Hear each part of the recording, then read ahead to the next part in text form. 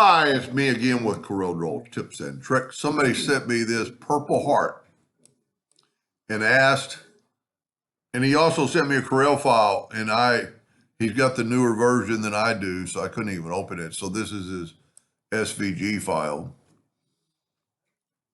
And he must be pretty new to the game because he's got a Epilogue Maker laser, and he's got the latest Corel. So you're off to a good start. There are people that could do this. I'm not one of them. There are digitizers that you could pay $5 or $10 or $15 to get this done. He's going to engrave on a glass bottle. I've done it, but I went a roundabout way to do it. I just went on the internet and I searched Purple Heart metal Clipart. And just to let you know, I went to images, I went to tools, I went to large, and I went to black and white, and this one came up. I right click, copy image, bring it into Corel. Right click and paste it in view. It's huge, so I'm going to reduce it in size. That's about the size I started with, a little bit smaller. You can always resize it later. Now, if we look at it, it's got a white background, as most clip arts do. But if we take it and go to Trace Bitmap, Outline Trace Clip Art, and then after it shows up in the preview window, go right here and remove color from entire image. And we'll grab it. And ironically, again, the clip art's on top. Normally it's on the bottom. Now, if you look, we've lost some of the lineage, but that we need to put that back because there's problems with it anyway. And this isn't just lines. I made it all the way down. And if you're engraving on a bottle, you need to kind of think about your spacing and everything. So we're just going to move this one out of the way, and we're going to take this one. In fact, I'm going to get rid of the yellow box. Don't need it. I'm going to go object, order, or group, and ungroup it. I'm going to go ahead and get away with that little bitty logo. I don't even know what it is. So there is some problems in doing something like this, because if we, it's ungroup, but if we see it's still part of that's part of a group. So that's almost an advantage. We're going to nudge that over. Whoop. I need to set my nudge factor on 3 inches. So I'll set my nudge factor on 3. I'm going to grab it. I'm going to nudge it away. So I don't have to mess with this stuff. Because if we go to group, we can't ungroup it. We have to break the curve apart and watch what happens. That's no good. If we left click, right click, you can see these are lines. So that's how we can get rid of these lines. You can't really get rid of this line because it's part of this. So take your node and delete that node and hit delete. Take these 2 nodes and right click and turn them into a line. Now, we could use these lines now, most likely. There's another little hiccup right there, same scenario. Get rid of those 2 nodes. You don't have to get your calculator. Right click, turn it to a line, and then I would get rid of one of them.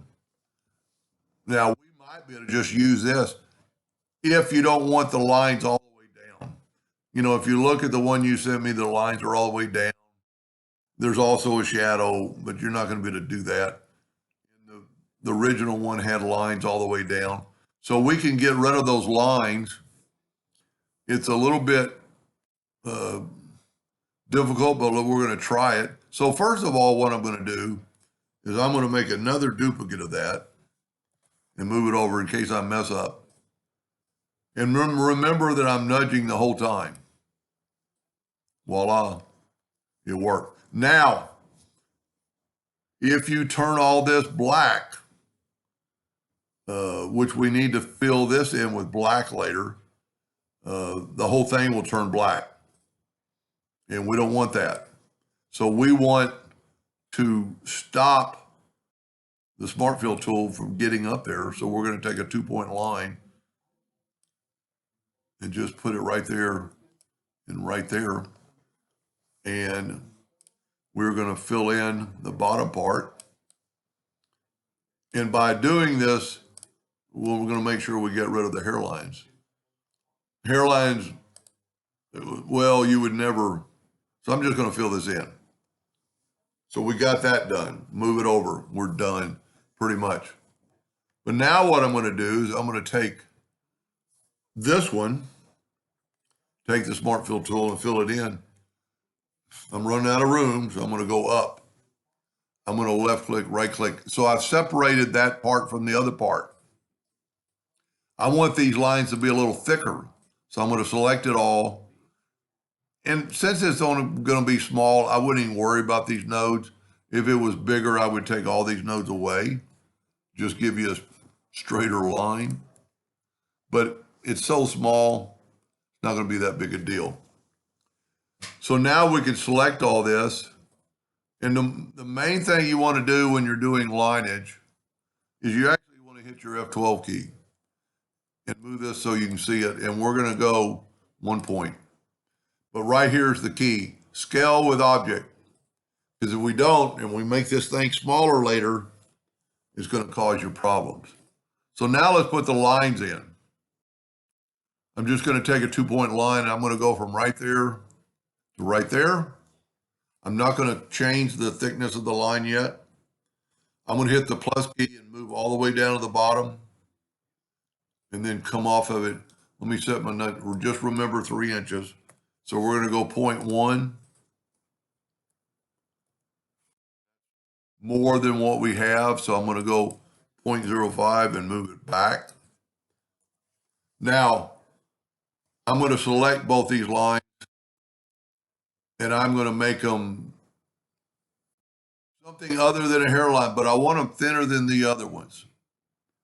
But I also want them to scale with object. So I'm going to hit F12 and scale with object. Now I want to grab those 2 lines and I can actually make them black now. And I'm going to go to effects and blend.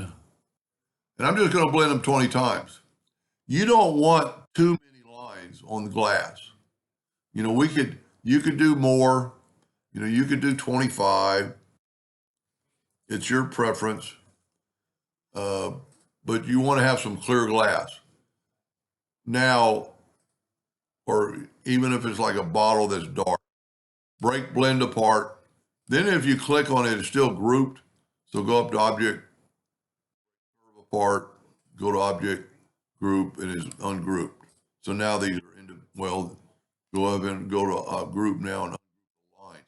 Don't really have to, but now what we want to do is take away these lines. So if you click on there and just anything the virtual segment delete key touches, it will delete. Now that line isn't going all the way to the edge. So that's personal preference. I would probably make it go to the edge. If you grab it with the shape tool and just move it over. And I think we have it. Now move this back. We'll set our nudge factor back on 3 and move it down. And I think we're good to go because there are no other lines really in here. These were fills, if you remember. So it shouldn't, and you're not going to do a combination job on a glass anyway. Now you could make this thicker, you know, make it maybe represent, you know, that. That's personal preference. You know, if you get too thick, the lines are going to start running together, and I would leave them thin as possible.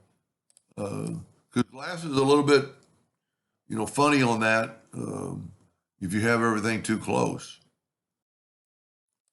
And for the person I'm doing it for, I'll actually send you this file. And you're more than welcome to use it, but also practice it. So I'm going to Control G. Now, I would always test it. This is about the size you're going to put on a bottle, so you're not going to really change it. But make it real big and make sure your lines didn't get any bigger. And you can just, you know, size it by that. Now outside line might have gotten bigger. Let's look at it.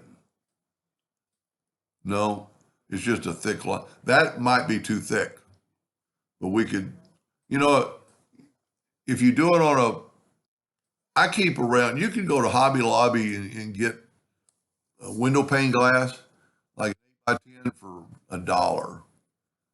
And then you could practice and test before you mess up a bottle.